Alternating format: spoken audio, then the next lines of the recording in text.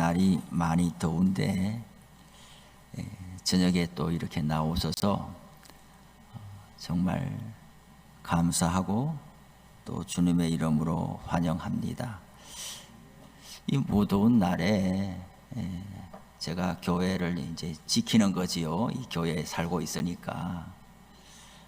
그래 어떤 교회들은 산상 기도회라 그래가지고 이제 도시에서 막 더우니까 어떤 자기들 교회 수양관, 어디 시골 산에 있는 수양관에 가기도 하고, 또 자기 시설이 없으면은 또 빌려서 가기도 하고, 또 형편되는 대로 큰 버스를 빌려가지고 온 교인들이 이동하고 하는 것을 보는데, 우리는 이 교회가 약간 지대가 또 조금 있고, 또 오면은 너무 선선하지 않아요. 우리는 공예배에 나오는 것이 산상기도회다. 또 어디 기도원을 찾아가지 않아도 되는 게 우리 자체적으로 뜨거운 열망을 가지고 있기 때문에 어디 기도원 가서 도움을 받을 게 없지 않나. 충분히 우리들이 모여서 기도하고 찬송하고 하나님의 은혜를 사모하기에 넉넉하다, 이런 마음이 들어요. 또 참 사람이 자기를 몰라요. 하나님 앞에 열심히 구하는 것이 내가 정말 필요한 것을 구하는 것인가, 하나님이 기뻐하시는 것을 구하는 것인가, 그 참 잘 모르는 것 같아요. 저는 이제 한 달이 지나가면서 우리 교회가 점점 더 좋아지고 여러분들을 만나는 것이 더 반갑고 사람이 좋아지고 그런 것 같아요. 그러면서 제가 정말로 바라고 기다리던 것이 바로 이런 모습이었는데, 그동안 내가 뭘 구해왔나 싶은 거예요.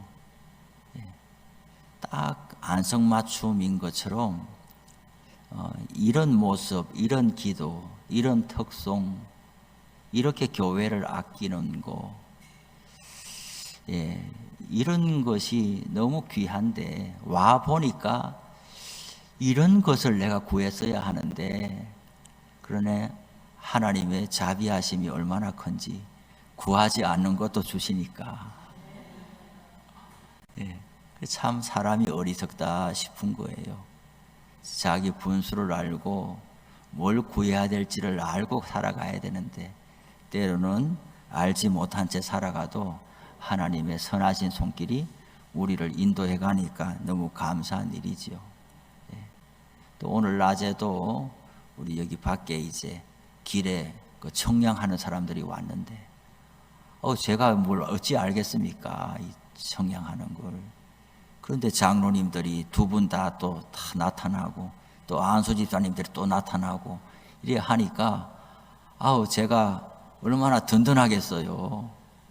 다 바쁘고 쉬어야 되고 다 일하는 시간인데 와가지고 일을 다 살펴주고 가니까 참 마음이 얼마나 좋은지 몰라요. 설교할 때는 목사가 힘있게 설교하는 것 같지만은 나가보면은 아무것도 모르는 거예요. 청량하는 것도 모르고 땅 사는 것도 모르고 아무것도 참 모르는 거예요. 그래도 교역자를 교역자로 대우해 주시고 시간마다 나오셔서 예배 참여하고 하니까 얼마나 감사한 일이에요. 여기서 내려가면은 세상 물정 모르겠는 매 한 가지인데, 그래도 우리 교회가 참 너무너무 교회를 사랑하고 아끼는 모습이 너무 자랑할 만한 거예요. 또 이렇게 얼마나 더워요. 장로님들이 에어컨이 2대가 더 필요하다 하니까 적각 또 한 2분이 또 허물하겠다고 나타나셔가지고, 또 지난번에는 보면대도 또 갖다 주셔가지고, 스피커도 또 이렇게 해주지, 강단에 화분도 2개를 또 올려. 그 제가 오고 나서 보고 들은 게 벌써 지금 릴레이가 되는 것처럼 벌써 몇 분들이 다 자원해서 하시고, 또 꼭 허물만이 아니어도 자기 맡은 대로 다 봉사하고 섬기려고 했으니 세상에 이런 교회를 만나보기가 너무 어려운 거예요. 큰 교회들은 큰 교회 나름대로 또 다 훌륭한 점들이 있지만 사람을 잘 모르게 되는 것은 좋지 않은 것 같아요. 본인이 감당할 수 있는 능력 이상의 것을 맡으면은 그건 행복한 게 아니지 않겠어요? 오늘 제가 사무엘서를 좀 낮에 읽다 보니까 그런 말씀이 있더라고요. 다윗이 이제 골리앗 앞에 이제 나가려고 이렇게 하니까 사울 왕이 갑옷을 막 입혀주잖아요. 갑옷을 입혀주고 막 칼을 채워주고 이렇게 하는데 시험 삼아서 몇 분 이렇게 걸어봤더니 안 맞다, 나한테 안 맞다. 그러면서 전쟁에 나가려면 갑옷을 입어야 될 거 아니에요. 그 상식이죠. 튼튼하고 화살이 들어오지 못하는 안전한 갑옷을 입고 투구를 쓰고 칼을 들고 방패를 가지고 이래 나가야지 상식인데, 그 상식이 다윗에게는 입어보니까 싸움은커녕 걷기도 힘든 거예요. 무거워가지고. 내 몸에 안 맞는 옷을 입고서는 그것이 아무리 좋은 것이라도 소용이 없는 거예요. 천하에 좋은 걸 준다 그래도 내 몸에 맞는 것을 내가 입어야 되고, 아무리 맛있는 음식을 줘도 내가 소화할 수 있는 음식을 먹는 것이 최고인 것이지, 다른 사람들을 보면서 저거 얼마나 좋겠나 싶어도 내 몸에 안 맞으면 아무 소용없고 다 뒤탈만 날 뿐인 거예요.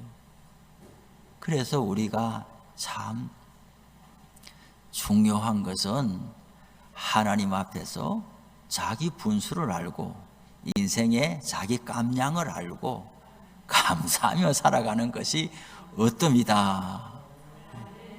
이 더운 날에 너무 열받지 않으려면은 감사하며 살아가면 좀 열이 내려가요. 밖에서 오는 게 얼마나 더운데 속에서부터 막 열이 나면은 어떻게 견디겠어요. 그러니 우리가 하루하루 한 달, 두 달 해갈수록 하나님 앞에서 우리의 자리를 찾아갔으면 좋겠고, 있어야 할 자리에 있는 게 최고인 거예요. 예. 어떤 분들은 좀 폼생폼사 이렇게 또 살고 싶은 분들이 있을지 몰라요. 폼으로 살고 폼으로 죽고, 나는 폼쟁이다. 교회도 막 폼으로 살고 싶다. 폼 좋은 교회 또 나도 가봤으면 좋겠다. 이런 생각하는 사람들이 있을지 모르지만 좀 글쎄요, 폼도 소용없어요. 한두 번이지. 아우 옷 잘 입었네, 아우 이게 알아주는 것도 한두 번이죠. 그렇게 알아주는 것 말고 정말 나를 알아주는 교회 가는 게 최고예요. 사람 사이의 관계에서도 나를 알아주는 사람, 내가 그 사람을 아는 사람, 그렇게 살아가는 것이 우리 인생에도 큰 기쁨이지, 내가 누군지도 모르고 내가 왔는지 안 왔는지도 모르고 나의 겉모습만 가고 겨우 수박 겉핥기식으로 그렇게 사람을 알고 지낼 것 같으면은 그 참 불행한 것 아니겠어요? 오늘 성경에 예수님은 나는 선한 목자다 그렇게 말씀했어요. 나는 선한 목자다. 예수님의 자기 계시, 에고 에이미, 그래 헬라어로 에고 에이미, 나는 나다. 지금 네 번째 시간인 거죠. 첫 번째는 생명의 떡이다. 두 번째는 세상의 빛이다. 지난 시간에는 양의 문이다. 오늘은 선한 목자다. 예수님이 나는 선한 목자다 그랬어요.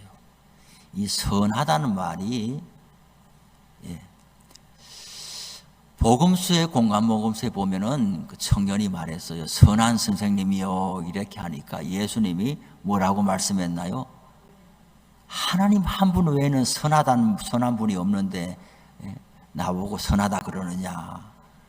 그렇게 했어요. 선하다는 말은 사람은 선할 수가 없다. 하나님께 속한 고유한 성품이 선하다는 말이다. 복음서에는 그렇게 말씀했는데 오늘 요한복음에서는 예수님은 이제 스스로 나는 선한 목자다라는 거예요. 그러면 선한 목자다라고 하는데 이 말도 맥락이 있을 것 아닙니까? 그러면 악한 목자가 있다라는 거잖아요. 악한 목자가. 성경을 이제 두루두루 여러 가지 같이 읽는 것이 좋아요. 성경을 많이 읽으시기를 바랍니다. 성경을 읽는 것은 한약을 먹는 것하고 같아요. 보약을 먹는 것하고 같아요. 많이 읽어 놓으면은 다 나오게 돼 있어요. 그지? 기도로 나오고 삶으로 나오고 그 다 영적인 권력으로 다 나오게 돼 있어요. 성경을 많이 읽는 것이 좋습니다.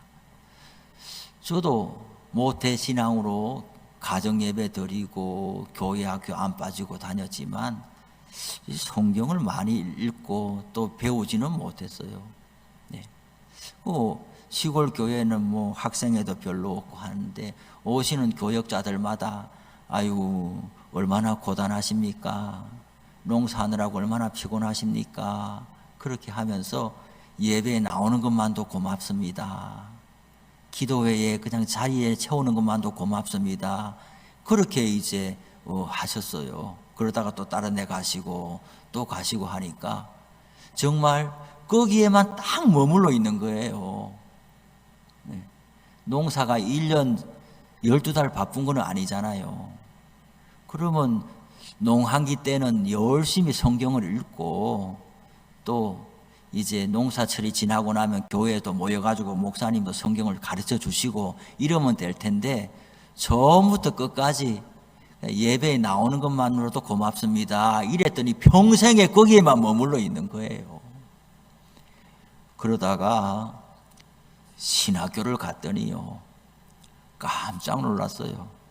신학교 우리 방에 있는 그 방에는 이제 좀 나이가 50살, 60살 된 그 우리 신학과 말고 목연과 목회 연구 과정에 그 분들이 또 같이 있었거든요.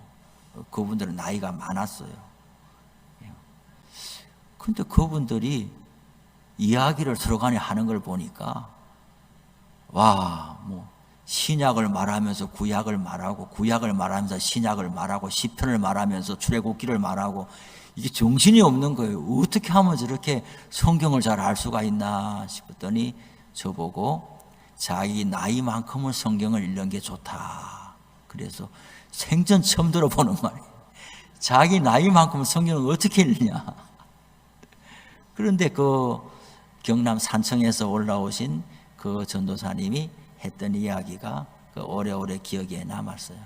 나이만큼은 성경을 읽어야 되는구나. 그래요. 우리도 성경을 좀 많이 읽어야 되겠습니다. 또 앞으로 제가 우리 교회에 점점 적응해 가는 대로 우리 형편들을 좀 살펴가면서 좀 가능하겠다 싶으면 또 성경 공부반도 한두 개 열고 이렇게 하면서 좀 우리가 참 이제 막 그런 맛 시작할 때는 아이고 오는 것만도 고맙습니다 이렇게 시작했다가 이제 조금 세월이 지나가면 오는 것만으로 고마운 게 아니라 그거는 기본이고 좀 신앙을 성경을 또 잘 배워가는 그런 일에도 좀 힘을 쓰면 좋겠다 싶은 거예요. 선한 목자다 이 말씀을 주실 때에는 유대인들은 다 아는 거예요. 악한 목자가 있는 거예요. 당장에 9장에서 악한 목자들 바리새인 실로암 못에 가서 눈을 떠서 나온 사람을 보고 안식일에 고쳤다고 야단이고 사람은 간 곳이 없고 교리만 붙들고 있는 하나님의 자녀로서 마땅히 살아가야 될 성품과 삶의 모습은 간 곳이 없고 박하와 회화양과 근처에 11쪽을 드린다는 것, 이것이 큰 자부심이 되고 안식일 지킨다는 것이 자부심이 되고, 이렇게 해서 사람이 저기 빠져 죽어가도 사람을 건져낼 생각은 하지 않고 소가 빠지면 소는 건져내야 된다. 왜? 재산이니까. 이렇게 되어버리는 사람들을 보고 예수님은 크게 책망하지 않았습니까? 백성의 지도자로 세워져서 이 지도자들이 하나님 앞으로 백성들을 이끌어 가야 되는데 자기들도 하나님을 모르고 백성들도 이끌어 가지를 못하니 선한 목자가 못 되는 것이죠. 악한 목자예요. 잘 지도하지 않는 것뿐만 아니라 나쁘게 지도한다는 것이 더 큰 문제인 거예요. 그래서 이 목자 개념을 말할 때는 에스겔서 34장을 말할 수밖에 없는 거예요. 에스겔서 34장을 나중에 시간 되면 읽어보시기를 바랍니다. 에스겔서는 에스겔이 바벨론 포로로 잡혀가가지고 거기에서 사람들이 너무나 낙심해 있고 할 때에 그발 강가에서 하나님의 계시가 임해가지고 그 계시는 포로로 잡혀와 있는 사람들을 격려하고 위로하고 소망을 주기 위한 메시지예요. 우리 하나님은 우리의 형편을 잘 아시는 분이에요. 결혼식장에 가서는 기쁜 노래를 부르고 장례식 가서는 조가를 부르는 것이 마땅한 거예요. 우리가 고난과 환난을 당하면 하나님 거기에다가 애따 더 넘어지라고 걷어차시는 분이 아니에요. 요즘 창세기 배우고 있잖아요.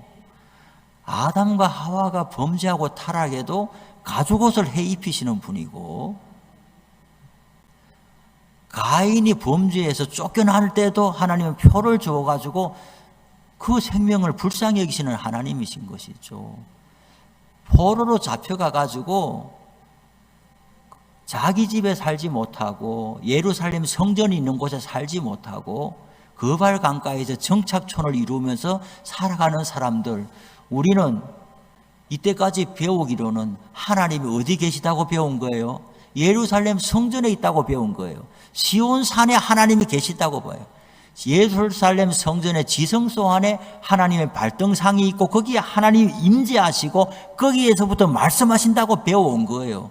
그런데 성전이 불타버리고 힘없이 무너져버리고 왕을 포함해서 지도자들이 전부 다 바벨론으로 잡혀가 버리고, 그리고 남아있는 사람들은 별 활용 가치가 없는 사람들만 예루살렘 유대 지역에 남아 안 잡아가고 나라가 완전히 초토화되어 있으니까 이런 상태로 바벨론에 잡혀온 사람들은 똑똑한 사람들인 거예요. 다니엘과 같은 사람들이 잡혀오는 거예요. 똑똑한 사람들이 잡혀오니까 생각이 많은 거예요. 어떻게 된 거냐? 수천 년 동안 우리가 잘못 믿어왔냐? 하나님이 어떻게 망할 수가 있냐? 성전이 망한 거는 하나님이 망한 거라고, 또 하나님이 내 집이라고 그랬는데 어떻게 그 집이 무너질 수가 있고 하나님의 백성들이 왜 다 잡혀나갈 수가 있느냐? 그러면서 이 사람들은 믿을 수 없다, 이 현실을 받아들일 수 없다 그랬어요. 그랬는데 하나님이 에스겔 선지자를 통해서 하늘 문을 여시고 나이 30살에 주신 말씀은 하나님의 능력이 부족해서가 아니고 목자들이 백성들을 잘못 가르쳤다는 거예요. 그래서 하나님의 집에 하나님이 머무실 수가 없어서 하나님이 떠나버렸다고 환상 중에 보여주는 거예요. 계속 동쪽으로 나와가지고 성전 동문으로 하나님의 영광이 떠나가는 것을 에스겔이 본 거예요. 우리 사람도 하나님의 형상으로 지음받았고 우리에게 모두 영이 있는데 우리에게 영이 떠나가면 어떻게 되겠어요? 이거는 아무것도 아닌 거예요. 이게 이건 아무것도 아닌 거예요. 우리의 영이 떠나가면 아무것도 아닌 거예요. 우리가 성전에서 오늘 이렇게 예배드리고 예수 믿는 사람들이 모여 있으니까 이것이 거룩한 곳이 되지만은 이곳이 하나님이 전혀 무관심한 곳이 된다고 하면 아무 그게 소용이 없는 거잖아요. 그러면서 그런 걸 보니까 너무 더 낙심되는 거예요. 하나님이 떠나버렸으니까 어떻게 되냐. 그런데 하나님은 심판 중에도 소망을 주시는 하나님이니까 이제는 내가 나서겠다. 그게 에스겔서의 주 메시지인 거예요. 요한계시록을 읽을 때도 마찬가지인 거예요. 요한계시록은 지금 사도 요한이 밤모섬에 유배가 있잖아요. 유배가 있고 기독교인 전체가 지금 로마 시대 때에 엄청난 박해를 받고 있어요. 그런 곳에 하나님께서 무시무시한 이야기를 해줘가면서 두려움에 떨게 만들 메시지를 주실 수가 없어요. 그러니까 요한계시록을 읽고 두려움을 가지는 것은 성경을 잘못 읽었다라고 말할 수 있는 거예요. 희망과 소망의 메시지가 계시록의 메시지인 것처럼 다니엘서가 왜 소망을 주느냐? 바벨 포로로 잡혀간 사람들에게 주시는 메시지니까 우상을 숭배하는 열국에는 심판의 메시지가 되고 믿는 사람한테는 소망을 주는 메시지가 스가랴서도 마찬가지고 학개서도 마찬가지, 다 마찬가지예요. 선지서를 읽어 나갈 때에는 하나님께서 고난받는 백성에게 소망을 주시는 메시지란 말이죠.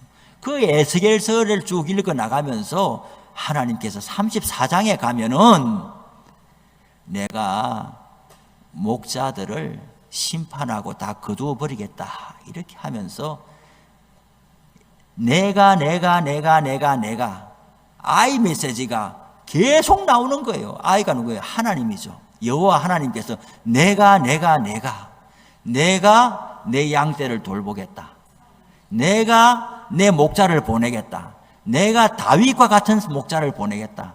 이때까지 내가 앞에서 보낸 목자들을 보니 이들은 다윗과 같지 않고 전부 약하고 병들고 잃어버리고 이런 양들을 찾아오는 것이 아니라 그런 양떼들에게 무관심하고 그리고 살찐 양은 잡아먹어버리더라. 누가? 목자가. 그리고 양들이 유리방황하면서 길을 잃어버리고 그 양이 누구겠어요? 이스라엘 공동체가 양인 거죠. 그러니 이까지 바벨론까지 와가지고 길을 잃고 하나님이 있느냐 없느냐 신앙의 혼돈이 오는 이때에 사람 목자들을 세워놓으니까 사람 목자가 도대체 목자 역할을 못할 뿐만 아니라 나쁜 악한 목자가 되어버려서 이방인에게 괴로움을 당하는 것보다 내 목자에게 괴로움을 당하는 게 더 크더란 이야기예요. 그래서 하나님이 내가 직접 나서야 되겠다. 그게 에스겔 34장의 메시지거든요. 그러니 그런 맥락에서 볼 때에 예수님께서 나는 선한 목자다라고 하시는 것은 에스겔서에서 말씀하시는 그 선한 목자로 예수님이 오셨다라는 걸 내가 직접 내려가야 되겠다. 그런 거예요. 선한 목자는 양들을 위하여 목숨을 버린다. 이것이 놀라운 거예요. 예수님은 억지로 하는 것이 아니라 자발적인 순종, 하나님 아버지께 자발적인 순종으로 자기의 생명을 내려놓으신 것이죠. 18절에 가보니까 나는 버릴 권세도 있고 다시 얻을 권세도 있다. 나는 내가 스스로 버리는 거다. 로마서에 가면 사도 바울은 그랬어요. 의인을 위하여 선인을 위하여 목숨을 버리는 사람은 간혹 있거니와 죄인을 위하여 악한 자를 위하여 목숨을 버리는 일이 있겠느냐는 것이죠. 우리는 잘 간과하는 경우가 많아요. 하나님 앞에서 우리가 어떤 존재냐. 그래서 로마서를 많이 읽어보는 게 좋아요. 뭐라고 합니까? 하나님 앞에서 진노의 대상이라고 우리를 인간의 기본 정체성을 규정하기를 우리는 성경을 읽지 아니하면은 내가 잘못한 게 뭐가 있는데 이렇게 이야기를 하는 거예요. 내가 돌아보니까 내가 잘못한 게 얼마 없는 것 같은데 내가 왜 이렇게 엄청난 고난을 당하느냐 이렇게 접근을 하는 거예요. 성경을 읽어보면 내가 괜찮은 것이 아니라 하나님의 진노와 저주 아래 있는 백성이다라고 이야기를 하는 거예요. 아담의 대표 단수, 아담의 DNA, 선악과를 따먹고 하나님의 명예를 훼손하고 피조물이 창조자인 것처럼 행세하는 그 DNA가 우리 모두 가운데 들어와 있다는 이야기죠. 그래서 하나님의 진노와 저주 아래에 있는 사람을 건져주기 위해서 하나님의 아들이 내려온다? 이것은 있을 수가 없는 일이에요. 성경에서 제일 이해할 수 없는 대목이 뭐예요? 하나님이 사람에게 재판을 받는 게 있을 수가 있어요? 하나님이 빌라도도 법정 가서 재판을 받고 하나님이 대제사장 뜰에 가서 재판을 받고 하나님이 사람한테 두들겨 맞고 침뱉음을 받고 이것이 가능하냐는 거예요. 이거는 하나님이 자신을 스스로 내어주지 않으면 불가능한 거예요.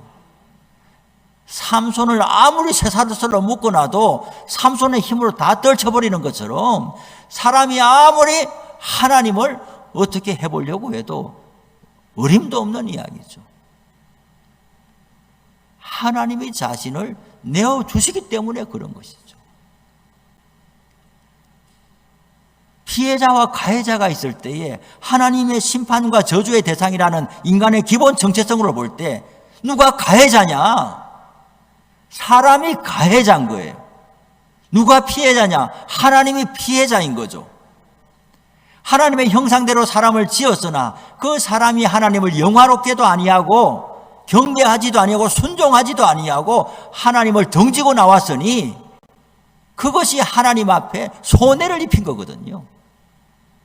그런데 가해자가 용서를 빌어야지 그것이 용서가 되는 것인데 가해자는 후한무치하고 안하무인하고 피해자가 가해자를 용서한다는 게 말이 되냐는 것이죠.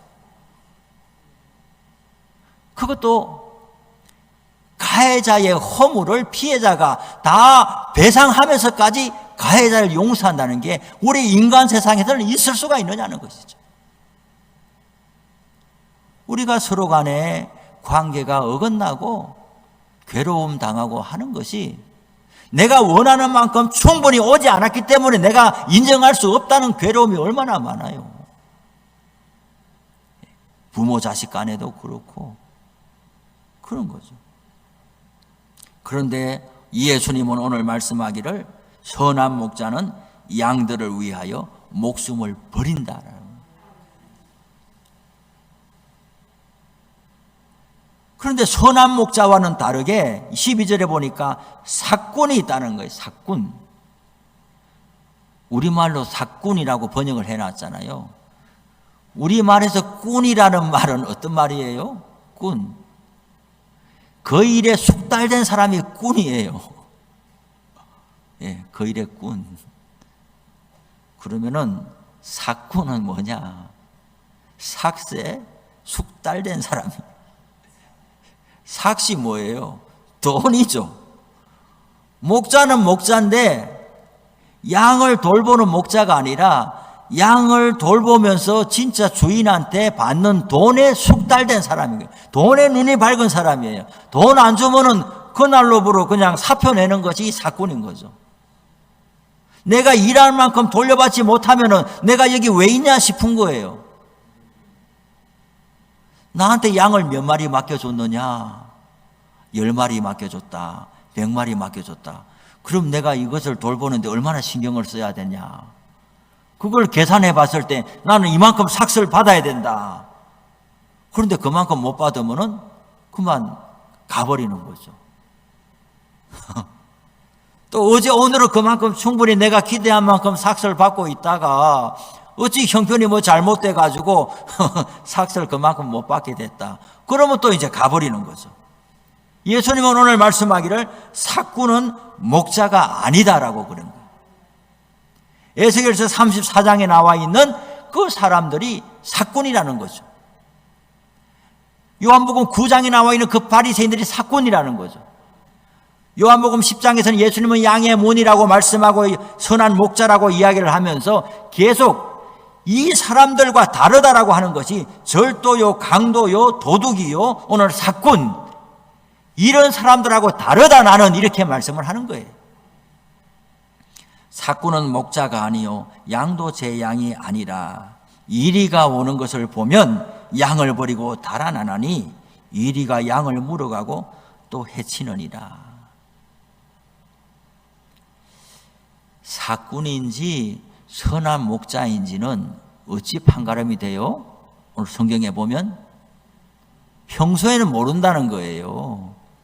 이리가 올 때에 어떻게 처신하는가를 보면 사꾼인지 선한 목자인지 안다는 거예요.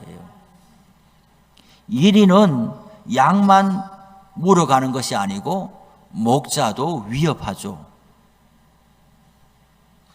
성경에서 다윗을 하나님은 너무나 아끼시죠. 그래서 예수님을 보내실 때도 내 종 다윗과 같은 메시아를 보낸다라고 그러시는 거예요. 마태복음 1장 1절에 족보가 어떻게 되어 있어요? 아브라함과 다윗의 자손 예수 그리스도의 세계라. 그런데 본래 원어는 다윗과 아브라함의 자손으로 되어 있는 거예요. 우리말로는 그냥 아브라함이 먼저 있는 사람이니까 아브라함을 내세웠지만 본래는 다윗을 앞서는 거예요. 예수님이 다윗의 후손으로 오시는 것을 부끄러워하지 아니하고 다윗과 같은 예수님이라고 하시는 거예요. 그 다윗이 왜 훌륭하냐? 왜 하나님이 다윗을 왕으로 세웠느냐? 저는 골리앗을 물리쳐서 훌륭한 왕이 된 것이 아니라 사울한테 갔을 때에 뭐라고 그럽니까? 야, 너는 전쟁에 나가본 적도 없는데 네가 무슨, 네 형들도 지금 다 전쟁에 나가가지고 바위 틈에 숨어가지고 지금 길을 못 쓰고 있는데, 그 실제로 다윗이 갔을 때 형들이 뭐라고 그럽니까? 너가 놀리냐 우리를 이렇게, 네가 우리를 좀 놀리냐? 우리가 너만 못해가지고 이제 숨어 있는 줄 아느냐? 다윗은 아버지 집에서 이새가 양을 맡겼어요. 저는 신기한 것은 다윗의 형들이 그렇게 많이 있는데 하필이면 왜 막내에게 양을 맡겼는지. 양이 엄청난 재산인데 형들은 뭐하고. 다윗에게 양을 맡겨가지고 다윗은 마음가짐을 가지기를, 이 아버지가 날 믿고 맡겨줬으니 내가 잘 지켜야 된다, 이 책임감이 엄청났던 거예요. 이 책임감이 두려움을 이기고 이 책임감이 용기를 갖게 했는 거예요. 그래서 사울 앞에 가서 뭐라고 그랬나요? 나를 그렇게 쉽게 보지 마라. 나는 전쟁에 나가본 적은 없지만은 아버지의 양떼를 지킬 때에 사자와 곰이 달려 들어가지고 이 아버지의 양을 물어가려고 할 때 내가 달려 들어가지고 어떻게 해요? 수염을 땡겨가지고 쳐가지고 물리쳤다. 나는 두려움이 없다.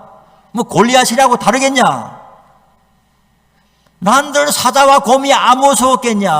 하지만은 내가 믿는 여호와 하나님이 나와 함께 계심으로 그 신앙 고백이 집에서도 있었던 거예요. 그러니 모습과 장소는 다르지만은 사자와 곰은 뭐 조금 약하고 골리앗은 강합니까? 사람의 목숨은 하나인데. 그러나 아버지의 집에서 아버지가 날 믿고 맡겨주신 재산은 한 마리도 내가 잃어버릴 수 없다. 그 마음을 하나님이 그 들판에서 받으신 거예요. 골리앗 앞에 가가지고는, 아니 우리는 하나님의 백성이고 이들은 할례받지 못한 사람들인데 어떻게 저 큰 사람이 얼음장 놓는다고 해가지고 저 뭐 바위 뒤에 숨어가지고 있냐? 그럼 하나님은 어디 계시냐? 나는 견딜 수 없다. 이 장면을 나는 견딜 수 없다 하고 자기가 물맷돌 가지고 나간 거 아닙니까? 그 마음을 하나님이 귀하게 받으신 거예요. 집에서는 아버지가 맡겨준 양떼를 나는 잃어버릴 수 없다, 이 마음을 가지더니 우리는 하나님의 백성들인데 왜 이렇게 초라하게 사냐? 나는 분해서 견딜 수가 없다. 그 마음을 하나님이 받으시는 거예요. 그 마음을 가진 사람이 없는 거예요, 세상에. 그러니 하나님이 이제는 뭘 맡기셨느냐? 나라를 맡기신 거예요. 그 마음을 예수님이 가지신 거예요. 우리가 모두 하나님 앞에 타락한 죄인들이지만은 하나님이 보실 때에는 한 사람도 저렇게 내버려 둘 수가 없는 거예요. 오늘 예수님 말씀했잖아요. 뒤에 이 우리에 들지 않은 다른 양들이 내게 있어 내가 인도하여야 할 터이니 그들도 내 음성을 듣고 한 무리가 되어 한 목자가에게 있으리라. 지금 예수님을 믿는 사람도 있지만 이 우리에 들어와 있는 사람도 있지만 구원받을 사람도 있지만 아직도 이 우리에 들어오지 아니한 사람들이 많이 있다는 거예요. 첫째는 이방인들을 말하겠지요. 지금은 불순종하는 가운데 있지만은 하나님이 보실 때는 이 우리로 들어와야 될 사람들이 아직 많이 있는데 그 사람 한 사람도 하나님은 잃어버릴 수 없다는 거예요. 그 마음을 예수님이 그대로 받으셔가지고 왜 이 땅에 오셨느냐? 한 사람도 잃어버릴 수 없다는 것 때문에 오신 거예요. 사꾼은 모두가 도망가 버리지만은 예수님은 다 찾아내시는 거예요. 우리는 이 마음을 저는 갖기를 원하는 거예요. 제가 와서부터 말씀을 드린 것이 저는 모든 일을 순리적으로 하겠다는 말씀을, 목회를 순리적으로 하겠다. 욕심으로 할 일이 될 일이 아니다. 욕심으로 되지를 않는다. 하나님이 열어주는 만큼 가야 되고 하나님의 촛대가 계시록에 보면 촛대를 옮긴다 그러잖아요. 하나님의 촛대가 어디로 가느냐를 보고 따라가는 것이 그의 일이지 우리가 욕심낸다고 될 일이 아니에요. 그럼 우리는 뭘 따라가야 되느냐? 다윗과 같은 마음, 예수님과 같은 마음을 가져야 되는 거예요. 우리가 지금 이렇게 모여 있으면서 마음만 그냥 세계교회, 한국교회 이런 허풍쟁이가 되는 거예요. 말 많은 말쟁이만 되는 거라고요. 예수님께서 한 사람도 놓칠 수 없다. 다윗이 아버지가 맡겨준 양떼를 한 마리도 잃어버릴 수 없다. 사자든 곰이든 이단이든 뭐든 간에 다 내가 나서야 되겠다. 나는 힘이 없지만은 하나님이 능력 주실 것이다. 그럼 우리는 어떤 마음을 가져야 되느냐? 선한 목자 되신 예수님께서 우리를 한 사람도 잃어버리지 않으려고 십자가를 지신 것처럼 우리도 우선 우리 교회에 지금 나와 있는 사람을 한 사람도 잃어버리면 안 되는 거예요. 이단에 끌려가도 안 되고 불신앙으로 떨어져 나가도 안 되고 주일날 나오다가 안 나오고 집에 있어서도 안 되고 안 되는 거예요. 한 사람도 잃어버리면 안 되는 거예요. 다 찾아와야 되는 거예요. 저의 목회는 우선 첫 출발이 그건 거예요. 잃어버린 사람을 찾아와야 되는 거죠.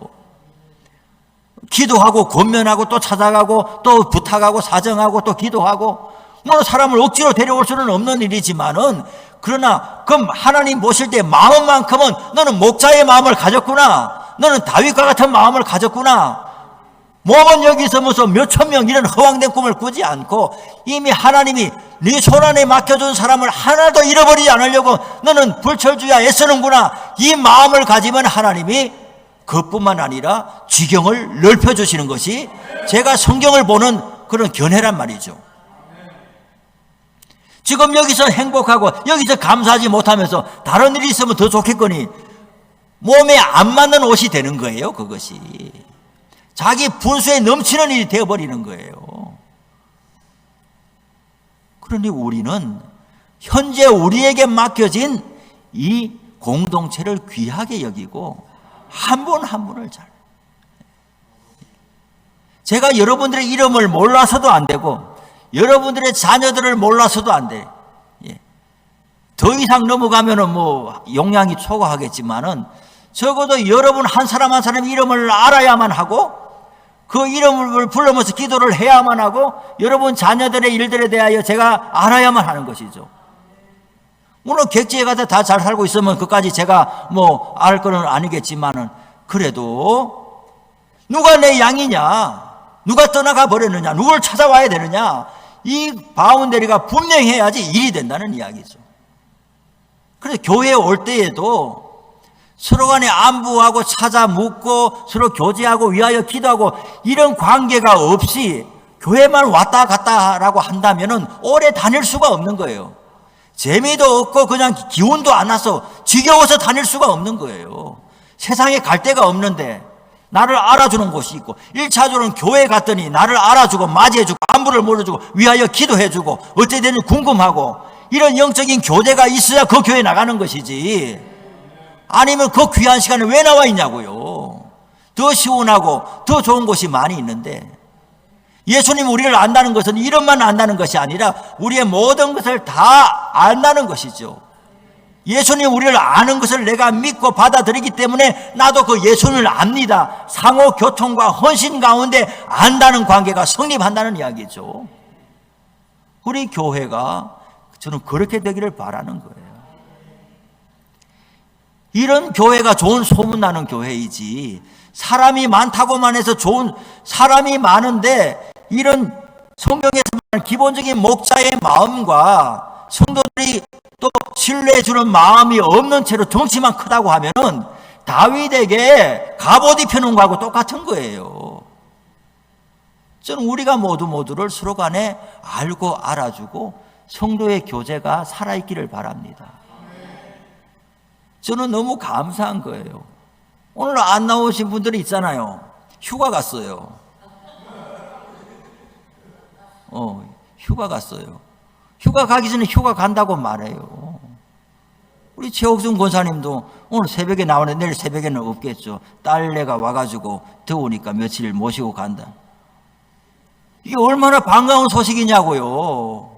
아니, 관계 반가운 게 아니고 저를 이 교회 담임 목사로 인정하니까 목사님 내가 없으면 찾으실까 봐 미리 이야기 드리고 갑니다. 이것이 저는 기쁜 일인 거죠. 가면 가고 뭐 저도 없으면 없나 보다, 있으면 있나 보다, 이래가지고는 될 일이 아닌 거잖아요. 없으면 찾는 것이고, 그리고 또 궁금해하고 또 무슨 기도하고, 교인들도 성도들도 목사님 제가 뭐 일이 있습니다. 이틀 자리를 비우면 어디 갔다 오겠습니다. 물론 뭘 하느냐 상세하게 이야기하지는 않아도 적어도 1차적으로 자리를 지키는 분들이 자리를 벗어나게 될 때에는 목사가 걱정하고 근심하잖아요. 그러니 그런 관계가 성립됐을 때에 그 목회가 신나는 목회가 되는 것이죠. 저는 오늘 예수님께서 나는 선한 목자라고 하셨는데 우리가 이런 신앙과 믿음을 가지기를 바라고, 가시적으로는 교회를 통해서 신앙생활을 하니까 교회에도 서로가 서로를 알아주고 교제하고 소통하고 그리고 서로를 귀하게 여기는 그런 교회가 되고 우리의 또한 신앙생활이 되기를 바랍니다. 우리 다 같이 한 목소리로 기도했으면 좋겠습니다.